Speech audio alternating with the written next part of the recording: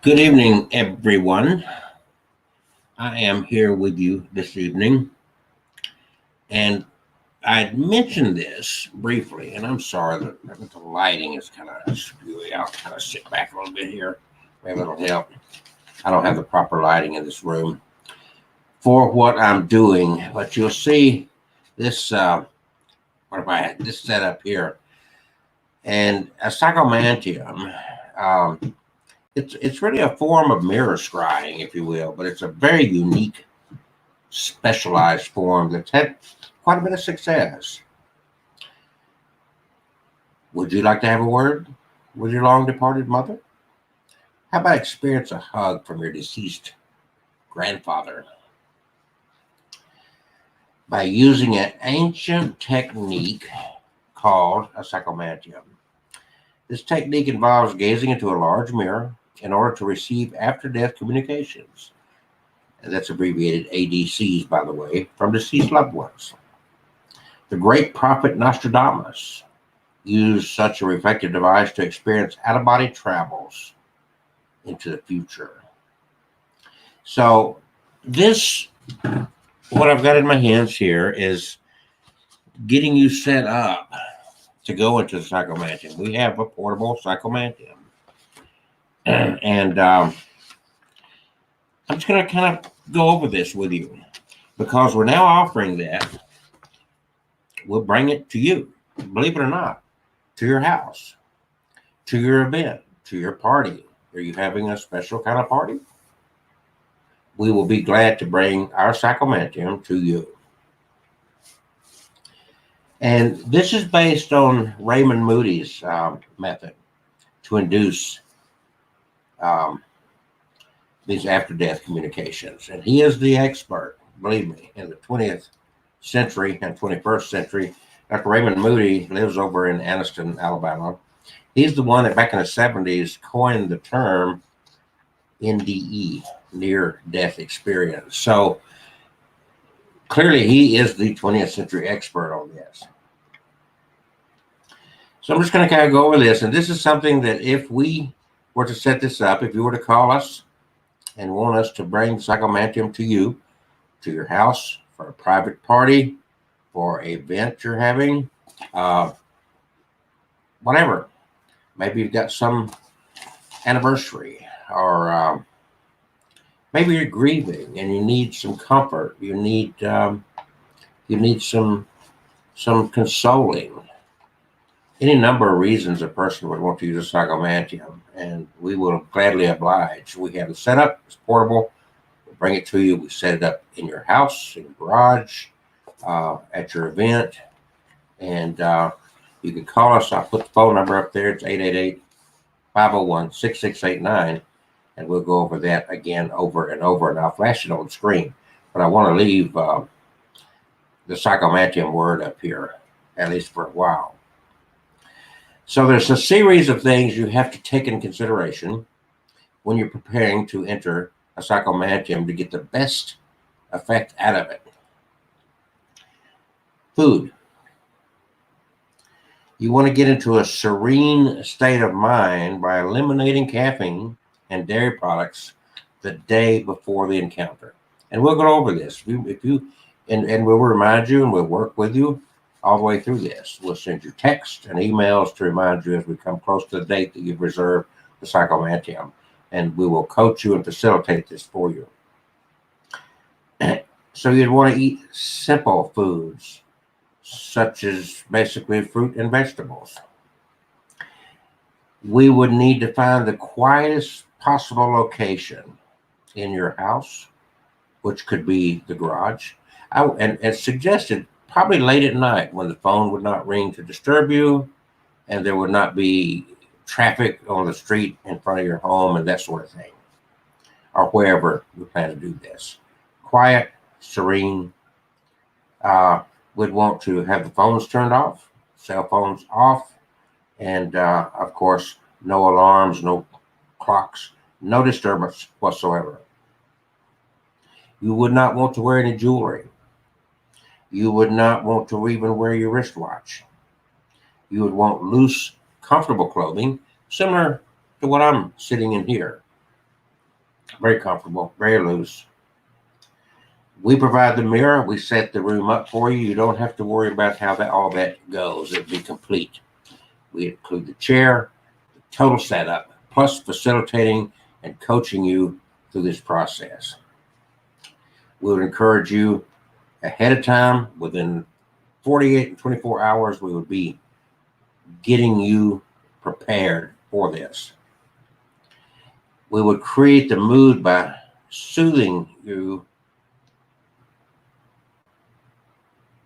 listening and looking at art, soft, relaxing music,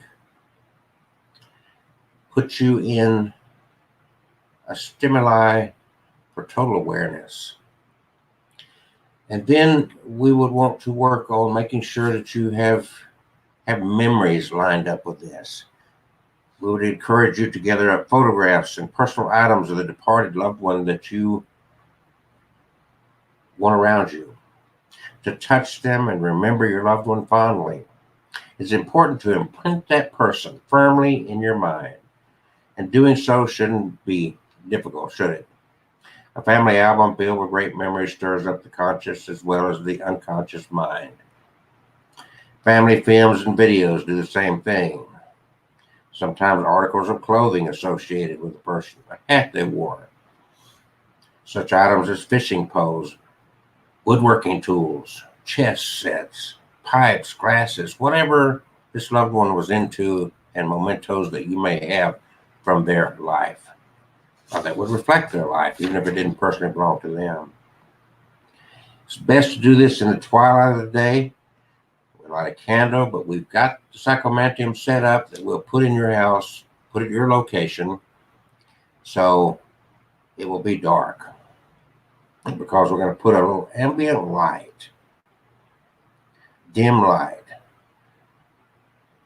And we know how to set this up just right. So at the twilight hours are usually the best. It inspires altered states.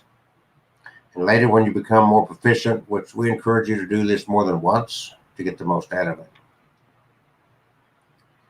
And then eventually you'll find that you can do mirror gazing. Once you get into this and get a lot of practice doing this, you can get into it even in daylight hours. The technique of mirror gazing itself is remarkably easy. You're seated comfortably, relax, and gaze into a clear depth of the mirror without trying to see anything. Kind of let your vision just kind of fog over as you gaze into that mirror. Some compare this to looking off into the distance. When you're properly relaxed, your arms will feel heavy. The tips of your fingers will tingle as though charged slightly by electricity. This tingling feeling almost always signals the beginning of some hypnotic state, altered consciousness. The mirror will begin to cloud over. Some people report an image that resembles the sky on a cloudy day. Others say the mirror becomes darker. Whatever the case, this change in the clarity of the mirror signals that the visions are about to take place. And don't worry about this at this point. We will definitely cover this with you.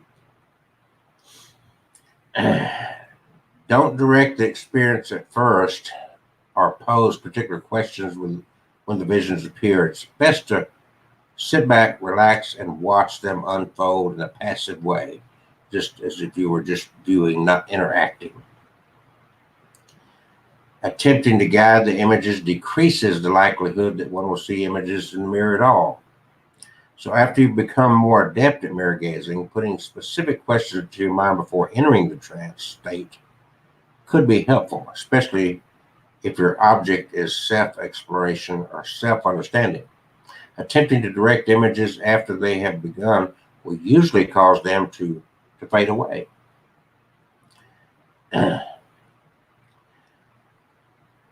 So this is something that we will certainly coach you and direct you with.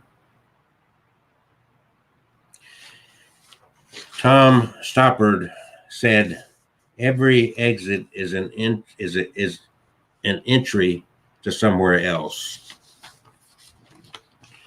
We've all lost loved ones if we've lived any period of time whatsoever. Let me put this phone number up here.